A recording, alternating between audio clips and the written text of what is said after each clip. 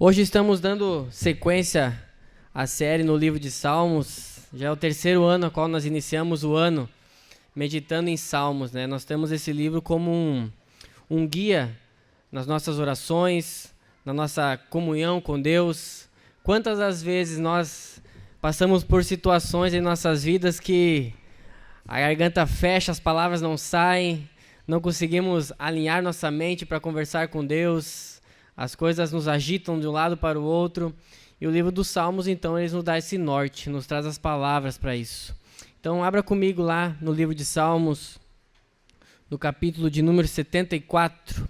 E enquanto você abre e encontra o texto, eu quero desde já trazer como introdução a este momento da série 5 motivos e razões importantes para que nós venhamos a orar o livro de Salmos. E o primeiro ponto é: orar os Salmos nos ensina a orar verdadeiramente. Nós vamos ver que Lutero, escrevendo sobre Salmo, ele escreveu assim: tal como um professor compõe cartas ou pequenos discursos para seus alunos escreverem para seus pais, assim, por meio deste livro, ele prepara tanto a linguagem quanto a disposição em que devemos nos dirigir ao nosso Pai Celestial. Então nós devemos orar os salmos porque ele nos ensina a orar. Segundo ponto, nós devemos orar os salmos porque eles formam pessoas bem equilibradas para orar sobre todas as esferas das nossas vidas. João Calvino, ele chama o livro de Salmos de uma anatomia de todas as partes da alma, porque não há uma emoção da qual qualquer um possa ter consciência que não esteja aqui representada como um espelho, ou melhor, o Espírito Santo tem aqui traçado para a vida todos os pesares, tristezas, medos, dúvidas, esperanças, preocupações, perplexidades, enfim, todas as emoções perturbadoras com as quais as mentes dos homens costumam se agitar. Então o livro de Salmos vai nos ensinar que não há nenhum momento, uma emoção que nós venhamos a passar, que ali não tenha uma oração para nós neste momento da nossa vida. Também orar os Salmos nos reorienta os afetos desordenados em direção a uma boa ordem de Deus. Então aqui nós vamos ver que orar salmos, eles traz ordem às nossas afeições, aos nossos sentimentos e às nossas emoções.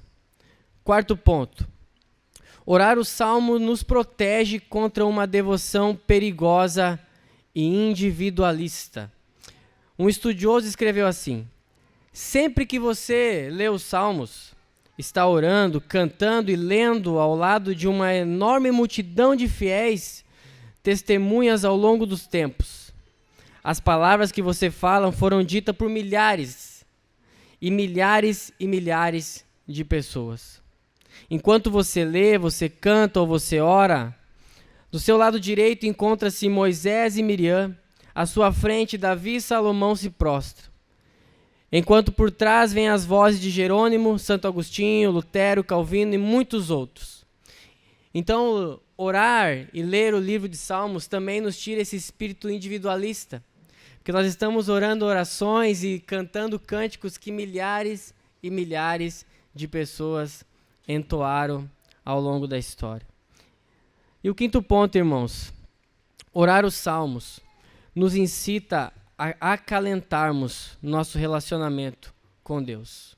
Então, quando nós estamos orando os Salmos, dentro dessas palavras que Deus nos deixou, nós estamos aquecendo o nosso coração na comunhão com Deus.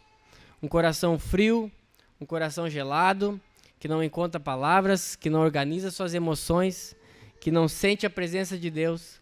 Quando nós estamos lendo o livro de Salmos, orando e cantando, nós estamos acalentando o nosso relacionamento com Deus. Então, de forma introdutória, esses cinco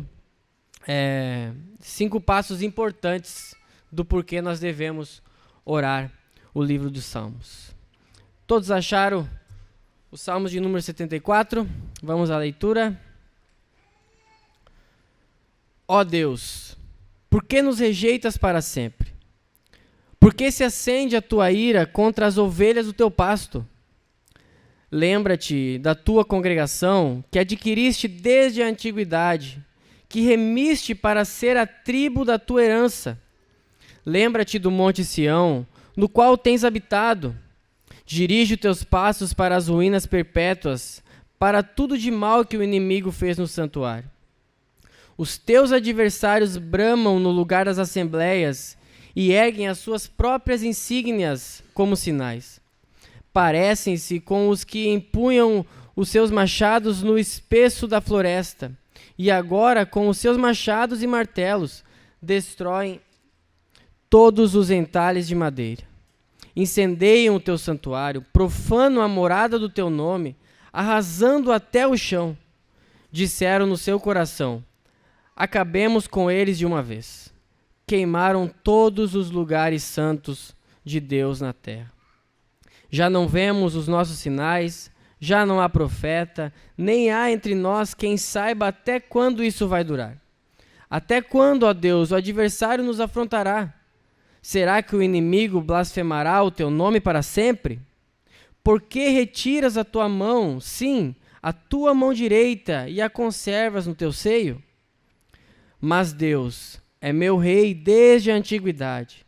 Ele é quem opera feitos salvadores no meio da terra.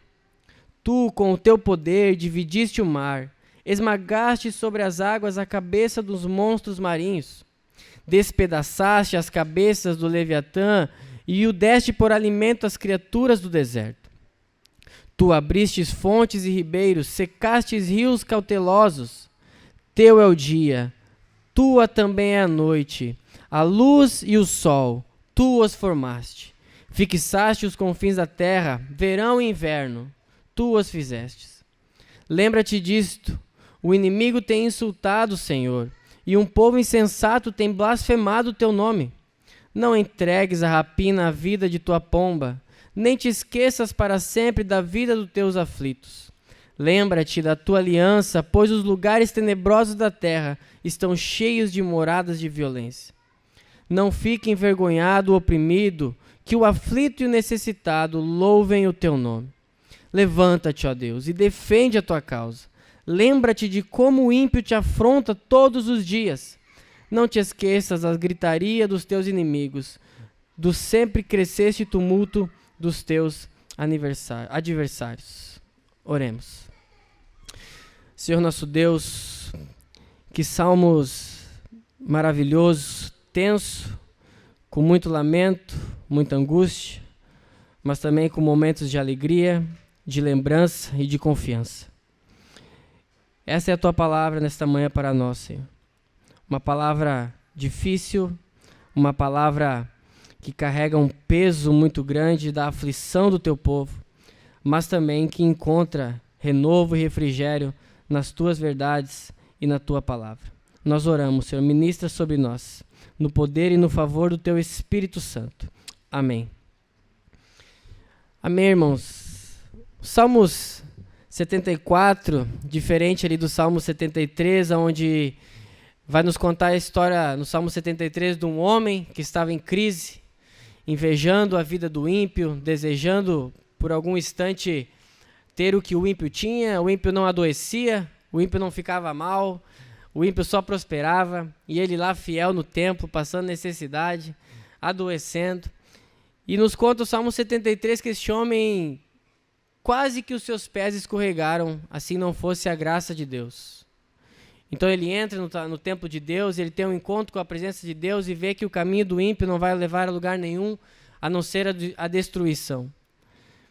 E no final do Salmo 73 ele vai dizer que Deus então é tudo para ele, que colocado qualquer coisa do lado de Deus se torna nada, se torna insatisfatório, se torna momentâneo.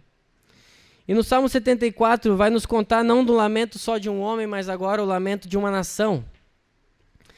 Aqui no Salmo 74 nós vamos encontrar um lamento comunitário, né, guiado por um profeta, por um salmista, mas vai contar como estava realmente o coração de todo aquele povo naquele momento. Nós podemos chamar de um lamento comunitário. Era um grito de angústia por causa do desastre que veio sobre a a nação de Israel naquele tempo. Os babilônicos haviam então invadido Jerusalém em cerca de 586 anos antes de Cristo. Haviam levado o povo cativo para a Babilônia, estavam destruindo o templo em Jerusalém. E naquele momento, então, o povo, no meio dos salmos, se lembra de Deus, lembra dos feitos poderosos de Deus, invocam o nome do Senhor, relembram da aliança que Deus fez com os patriarcas, fez com o povo na saída do Egito, e encontram então força para continuar a sua oração. Acompanhe comigo ali no verso 1. Nós vamos ver que diz assim: ó Deus, por que nos rejeitas para sempre? Esse povo estava em profunda e longa amargura. Então ele pergunta se essa amargura vai durar para sempre. Um povo amargurado, preso, cativo, tinha esse momento como se não fosse acabar nunca mais. E eles se dirigem diretamente a Deus, porque por mais difícil que fosse o momento, nós vamos ver que eles acreditavam que tudo isso estava acontecendo, antes de tudo, por permissão de Deus. Os babilônicos agiram daquela forma, estavam fazendo o que estavam fazendo. Só chegaram a esse ponto, porque assim Deus havia permitido. Então nós vamos ver que o salmista aqui se dirige, antes de tudo, na sua oração a Deus. Então eles estão lamentando, ele lamenta a sua presente situação, e ele coloca diante de Deus essa aflição, coloca diante de Deus os seus questionamentos, não com a intenção de duvidar de Deus, ou chegar a algum ponto na sua oração de achar Deus injusto com aquilo que está fazendo. Não, irmão, mas ele está buscando antes de tudo com oração, com súplica, com angústia, com arrependimento, com lamento, por ver essa situação do seu povo, por ver a situação de Jerusalém, não com murmuração. A murmuração, irmãos, ela traz dúvida no coração. A murmuração, irmãos, ela apaga a nossa fé, e o lamento não. O lamento, muito pelo contrário. Aquele que está lamentando, ele está sempre procurando um lugar de arrependimento. Por mais que ele comece dizendo, por que nos rejeita para sempre? Não significa que ele estava murmurando com isso, mas o seu lamento estava procurando um lugar em Deus para entender e compreender aquilo que estava acontecendo. No verso 2 e no verso 13, então, o salmista está invocando Deus para que Deus se lembrasse e olhasse para a congregação, para que Deus se lembrasse do povo que ele havia adquirido para si, o povo que ele havia chamado de seu, o povo que ele havia remido. E com essa frase, irmãos, eles não estão dizendo que eles têm algum mérito para que Deus olhasse para eles e tirasse eles daquela situação. Eles estão lembrando Deus exatamente da adoção que Deus havia feito a eles por meio de graça, quando fez uma promessa a Abraão, quando resgatou o povo do Egito por meio de Moisés. Então o povo, com essa afirmação, eles estavam reconhecendo que precisavam que Deus operasse por meio da sua graça. Não havia mérito algum neles para que ele dissesse, Senhor, olhe o que nós temos feito de bom e nos livra dessa situação. Muito pelo contrário, eles estavam dizendo, Senhor, olhe para a sua aliança, olhe a sua congregação, olhe o Monte Sião, o monte a qual você habita, a qual você se reúne com o seu povo. Olha o que está acontecendo ali. Leia comigo do verso 4 ao 8, nós vamos ver o que está acontecendo no templo. Os teus adversários bramam no lugar das assembleias e erguem as suas próprias insígnias como sinais. Parecem-se com os que empunham os seus machados no espesso da floresta.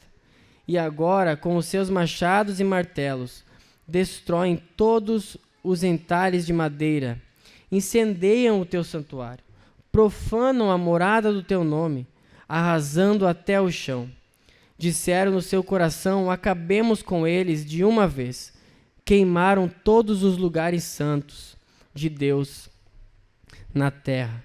Aqui o lugar, irmãos, onde Deus se encontrava com seu povo. O templo onde eram feitos sacrifícios e Deus trazia perdão ao povo. aonde o povo se reunia para adorar a Deus, para exaltar ao nome de Deus. De repente estava sendo queimado por homens ímpios que estavam profanando o nome de Deus. Eles estavam derrubando o templo e erguendo as suas bandeiras, erguendo o seu nome, exaltando a sua força, ao ponto de chegar a dizer que acabamos com eles de uma vez por todas. Esse povo não vai mais existir. Esse culto nesse templo não vai mais existir. Este lugar de adoração não vai mais existir. Eles estavam fazendo isso no templo. Olha a angústia do salmista vendo isso. Pare um pouco e pense o lugar onde a nação se reunia para adorar esse Deus, onde Deus recebia sacrifícios, trazia perdão ao povo, se reconciliava com o povo. Estava sendo devastado. Homens ímpios estavam erguendo os seus nomes. Não havia mais lugar de oração. Os lugares, queimaram todos os lugares santos de Deus na terra.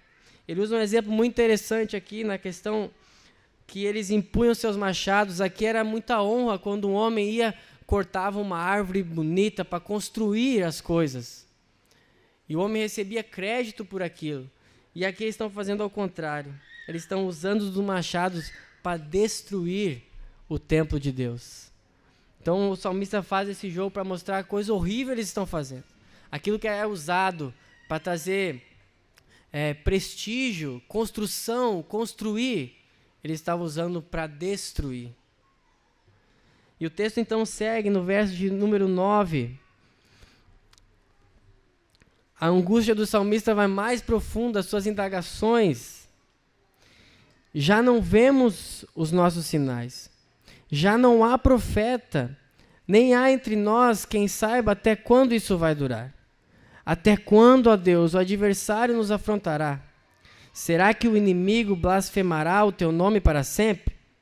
Por que retiras a tua mão, sim, a tua mão direita, e a conservas no teu seio? Aqui o salmista está concluindo essa primeira parte da sua lamentação. Ele termina a exposição dos fatos, de todas as tragédias que está acontecendo com o povo e com o templo de Deus. E ele levanta indagações profundas aqui, irmãos. Deus não fala mais? Não há mais profetas em nosso meio? Será que Deus se calou de vez? Outra indagação, até quando isso? Até quando isso vai durar? E a terceira, por que retiras a tua mão, sim, a tua mão direita, e a conservas no teu seio? Essa expressão traz a ideia de Deus estar inativo na história. Como se Deus estivesse com as mãos sobre o seu peito, só assistindo, não participando de nada, não interessado, parece, com aquilo que está acontecendo. São indagações profundas, irmãos, de profunda agonia, e nós podemos considerar que essas indagações desse homem não são consideradas como pecado. Porque assim é um lamento genuíno. O verdadeiro lamento, a verdadeira oração não é, irmão, excluir perguntas, questionamentos. Muito pelo contrário, irmãos, é colocar com sinceridade o nosso coração. É estar disposto às mudanças e às respostas de Deus. Aqui ele está profundamente angustiado, mas verdadeiramente amando a Deus e o seu povo. Nós vamos encontrar isso no final do texto, aonde ele esclarece que a sua oração é voltada para que Deus cumprisse o seu propósito naquela nação. E essas perguntas, irmãos, nós fazemos diariamente. Quando acontecem tragédias, acontecem situações difíceis, nós nos questionamos muitas vezes e deixamos com que nossa falta de capacidade de responder essas perguntas, porque realmente nós não temos essa capacidade de responder certas perguntas como essas em situações difíceis da nossa vida, nós deixamos com que nossas orações sejam brecadas. Nós deixamos com que nossa vida de oração, nossa vida de súplica, nossa sequência em se aprofundar naquilo que Deus está fazendo, em se aprofundar naquilo que Deus quer nos transformar, seja brecada, porque nós paramos no momento de questionamentos onde nós não encontramos essas respostas. Mas nós vamos ver nesse texto Porque assim como nós, muitas vezes o salmista também não encontrou a resposta. Deus não disse para ele que dia aquilo era acabar. Deus não disse para ele qual era o prazo do sofrimento na Babilônia. Quanto tempo aquilo ia durar. Mas algo de interessante aconteceu nesse texto. E nós vamos ver que o salmista encontrou fôlego e renovo para, em meio a esses questionamentos e toda a tribulação ao seu redor, persistir em oração e ser gerado nele uma verdadeira intercessão em favor do povo de Deus. E essa virada, irmão, nós vamos encontrar ali no verso de número 12. Aqui, irmãos, nesse prazo entre o 11 e o 12, é o que eu chamo de meditação. É o que eu chamo de pegar um fôlego, respirar, ser renovado, encontrar ânimo numa verdade para poder prosseguir nessa jornada. Nós vamos ver que o verso 12 começa com ele dizendo: mas Deus é meu rei, desde a antiguidade ele é quem opera os feitos salvadores na terra. O salmista então recebe um fôlego meditando na verdade sobre Deus, em quem Deus de fato é. Os acontecimentos estão ali. Os babilônicos estão ali destruindo o templo ainda. O povo está sendo levado a cativeiro.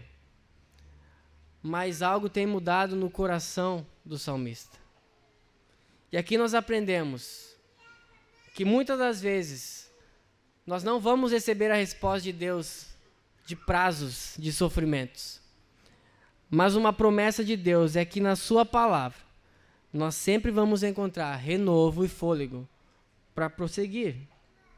Nós vamos ver no Salmos 23, por exemplo, o salmista diz: preparas uma mesa na presença dos meus inimigos. Ele não fala: Deus vai me retirar deste mundo, Deus vai acabar com meus problemas, Deus vai finalizar as tragédias. Não, irmãos, a promessa das Escrituras é que em meio a tudo isso, nós ainda podemos encontrar fôlego e renovo na palavra de Deus. E assim aconteceu com o salmista. Ele começa então a relembrar de quem Deus é. Nós vamos ver que vários salmos fazem essa mescla entre meditação e oração, como um regando o outro. Quando um sem o outro não tem como você prosseguir. Você orando, seu repertório vai acabar sem a meditação. E se você não meditar, você pode tomar um caminho. Se você não meditar, a sua oração vai acabar o repertório. E se você não orar, você não encontra ânimo para ir para a meditação. Então, os vários salmos fazem essa mescla. E aqui nós encontramos isso. Ele então começa a meditar e relembrar dos feitos de Deus na história.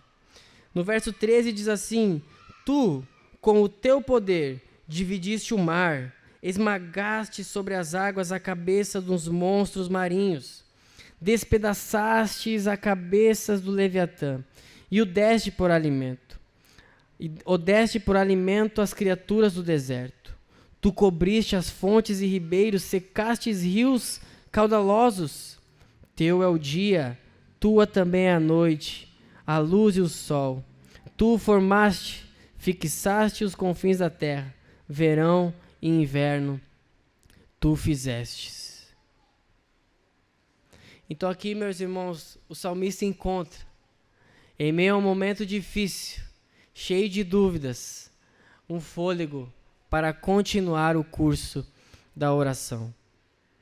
E é muito interessante, irmãos, que nós devemos sempre meditar na palavra como um meio de encontrar fôlego na nossa vida de oração, porque os Salmos, que é um livro que contém 150 capítulos falando sobre oração, o primeiro deles não é sobre oração, é sobre meditação.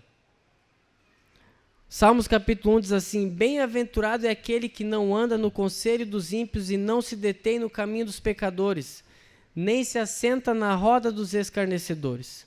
Pelo contrário, o seu prazer está na lei do Senhor, e na sua lei medita de dia e de noite. Ele é como a árvore plantada junto a uma corrente de águas, que no devido tempo dá o seu fruto, e cuja folhagem não murcha, e tudo o que ele faz será bem sucedido. Nós vamos ver que o primeiro livro de Salmos, Salmos que fala tanto sobre oração, é falando sobre meditação. E por que seria isso, irmãos? E a resposta é porque nós somos seres muito agitados. O salmista sabia, irmãos, que nós não estamos prontos para orar. O salmista sabia, irmãos, que nós somos levados de um lado para o outro como uma folha seca no vento. Que nós precisamos ser plantados. E a meditação, ela faz isso. Ela nos planta na palavra de Deus. Para que sejamos renovados pela palavra de Deus. Para que possamos encontrar fôlego na palavra de Deus. Nós vamos ver, irmãos, que nós somos, em nossos momentos de oração, muitos agitados. Nós estamos orando aqui, neste momento, orando pela irmã Maria, e 2 segundos depois nós estamos no Google pesquisando o quilo do açúcar. Nós somos muito agitados, irmãos. Nós somos toda hora com a cabeça em cada pouco no lugar. Então, a meditação é totalmente necessária. Nós temos muitas vezes a ideia de colocar a nossa agitação na desculpa das demandas. Não, porque é muita demanda na minha vida, porque é muita coisa para me pensar, porque é muito isso, porque é muito aquilo, irmãos. Quando, na verdade, a nossa agitação não é fruto das demandas. A nossa agitação, irmãos, é fruto dos nossos amores. Nós temos a tendência em colocar a desculpa nas demandas. Mas a verdade é, irmãos, é que nossa agitação, a qual nós não conseguimos prosseguir muitas vezes na oração, quando aparecem esses questionamentos na nossa vida, é exatamente, irmãos, por causa dos nossos amores. Aqui nós vamos ver que o salmista, ele consegue seguir na oração, porque ele estava lamentando, ele estava triste, ele estava angustiado, ele estava com dúvida, mas ele amava a Deus. Ele não negociava os seus amores. Ele amava a Deus, amava o templo e amava o propósito de Deus. Então nós vamos ver que depois dessa meditação, onde ele encontrou fôlego, ele retorna no verso 18 até o verso 20, de forma a interceder. E ele encontra força e se agarra não nos seus méritos, não na sua capacidade humana, mas ele olha a palavra de Deus e ele relembra e ele se agarra no pacto e na aliança de Deus. Então não há nenhum apelo deste povo como se tivesse algum mérito neles, muito pelo contrário. O apelo, quando ele ora ali no verso 19, não entregues a rapina à vida da tua pomba e nem te esqueças para sempre da vida dos teus aflitos. Lembra-te da tua aliança, pois os lugares tenebrosos da terra estão cheios de moradas de violência. Também lá no verso 22, quando ele fala, levanta-te, ó Deus, e defende a tua causa. Eles estão exatamente clamando que Deus os tire daquela situação, por causa da aliança de Deus, por causa da fidelidade de Deus com a sua aliança e com o seu propósito de preservar aquele povo. Deus tinha uma aliança com aquele povo de preservá-los e através deles anunciar a todas as nações o seu nome.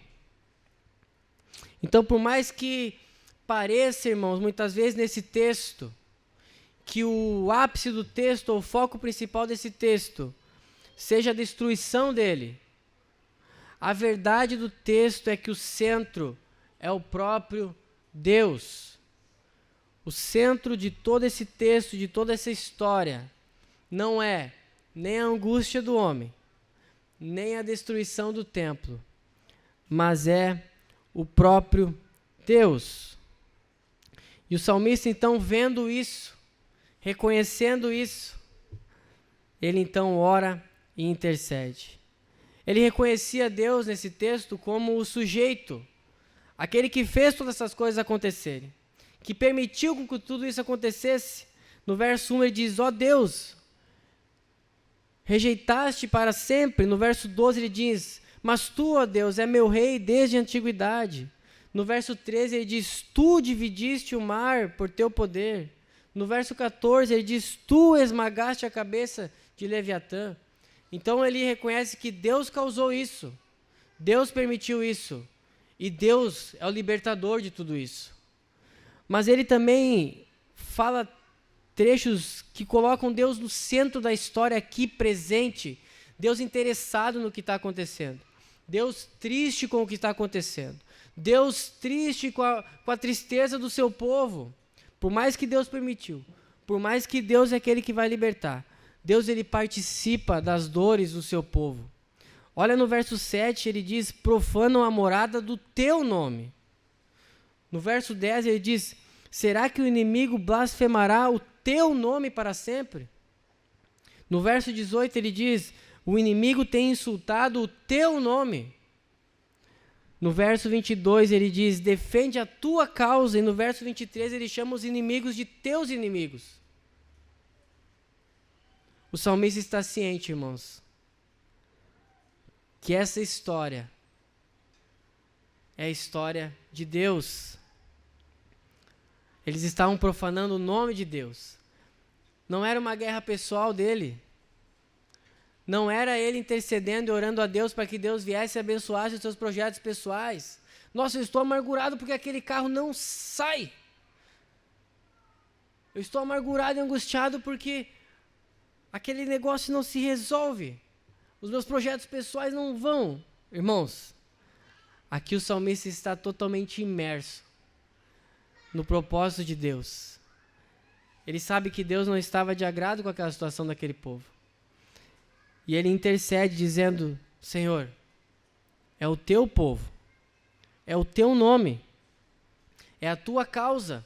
Como que nós seremos este povo que testemunha do teu nome se nós estamos aqui presos?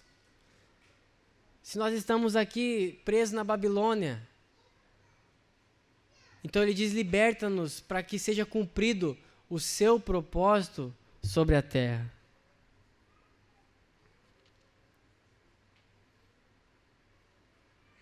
Estou caminhando, irmãos, para nós aplicarmos esse texto. O primeiro ponto, irmãos, é que nós devemos sempre, antes de tudo, levar as nossas petições, as nossas necessidades e as nossas aflições em oração a Deus. Antes de tudo, irmãos, o salmista poderia começar de qualquer forma esse texto. Que desgraça nós estamos vivendo. Poderia começar dizendo que Deus é injusto.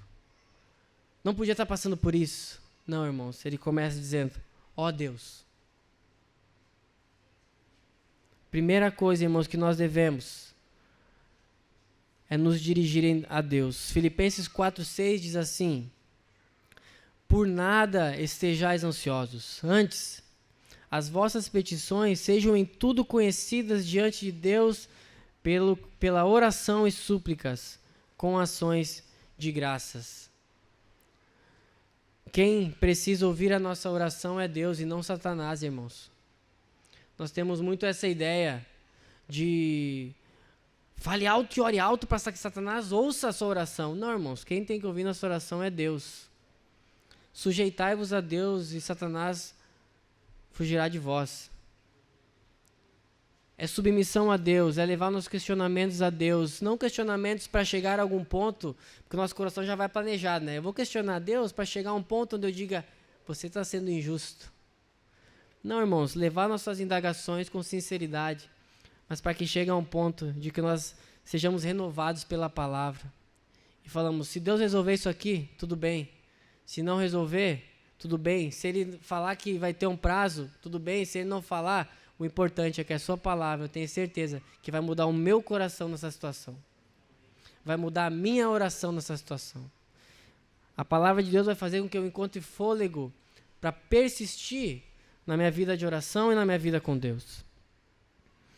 Segundo ponto, irmãos, para aplicarmos, devemos meditar na palavra de Deus. Essa é uma prática, irmãos, que foi perdida. É tudo hoje fast food, irmãos. É tudo muito rápido. É tudo... eu vou tirar um tempo aqui, mas eu tenho que ter um tempo ali, eu tenho que beber disso, eu tenho que beber daquilo, eu tenho que beber dessa fonte, mas eu tenho que beber dessa outra fonte também, senão eu estou atrás do que para onde o mundo está andando. Mas a meditação, irmãos, é uma prática que deve retornar imediatamente para os nossos dias. E quando eu falo meditação, irmãos, eu não falo de você fazer yoga, irmãos, e ficar assim meditando.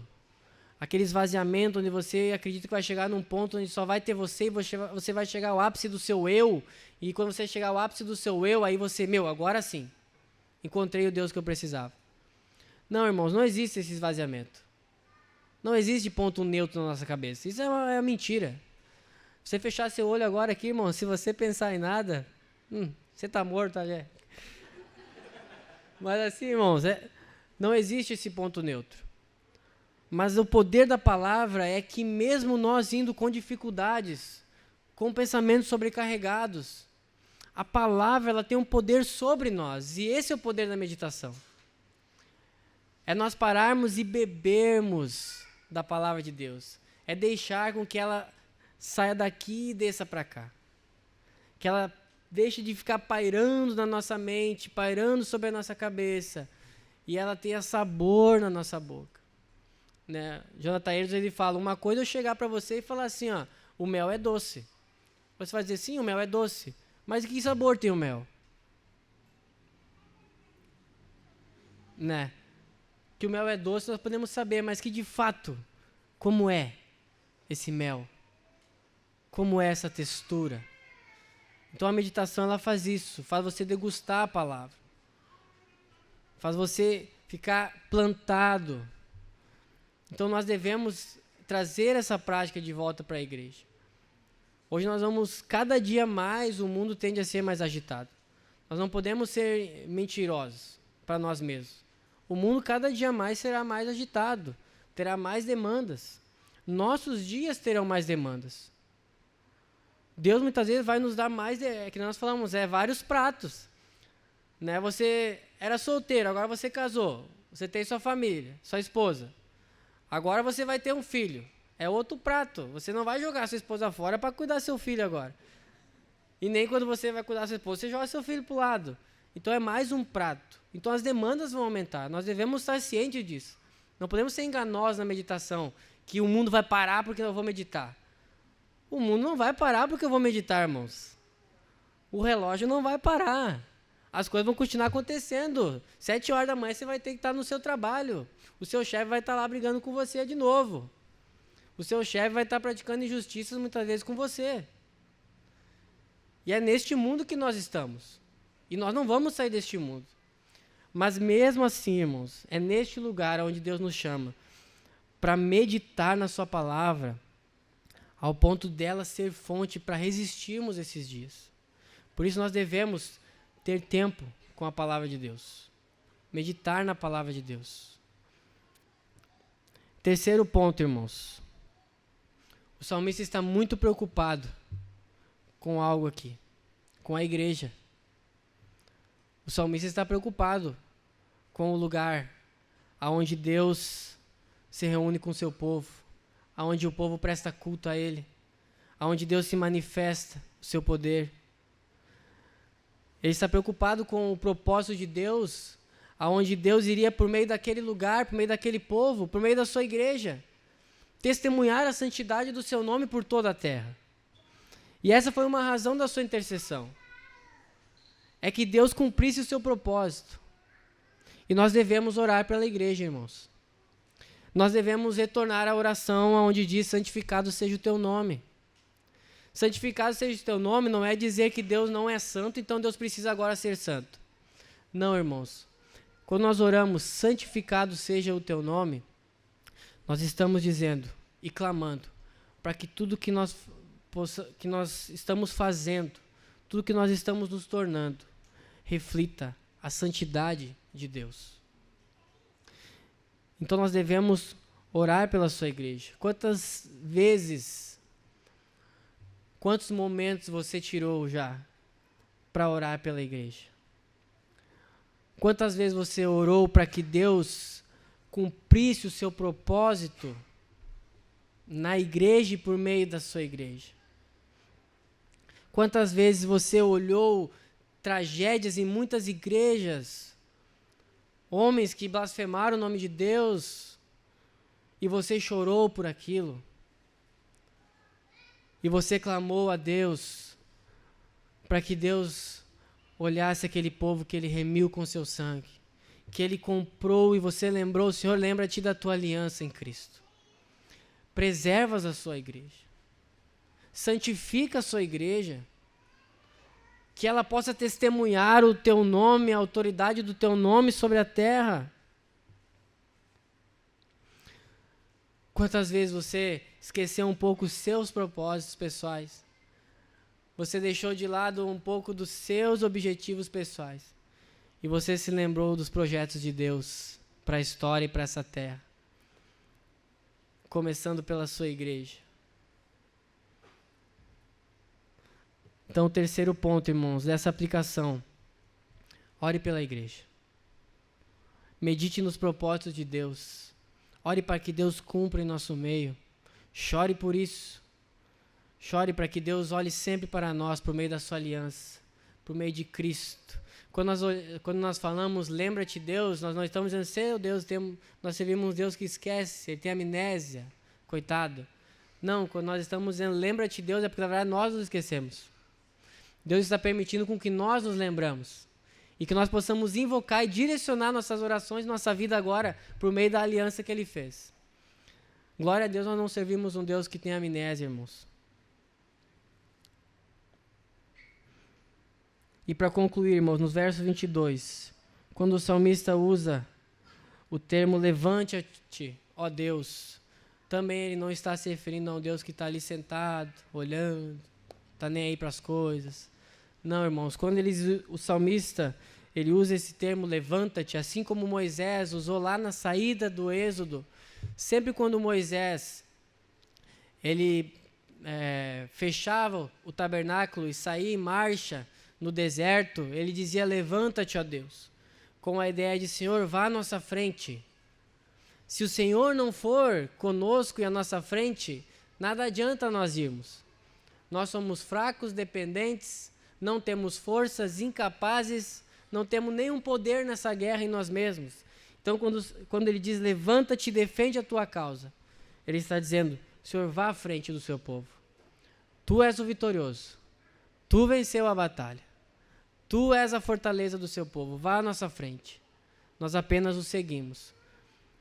Então, irmãos, esses 3 pontos na aplicação.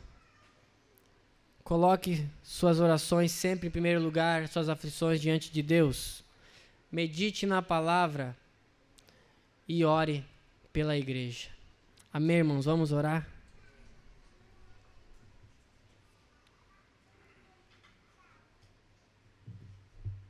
Senhor nosso Deus, nosso Pai, nós te bendizemos, te louvamos, oramos juntos como igreja. Guiados pela tua palavra, Senhor, somos levados a este momento a orar pela tua igreja. Como corpo de Cristo, nos lembramos do teu propósito. Lembramos do povo que tu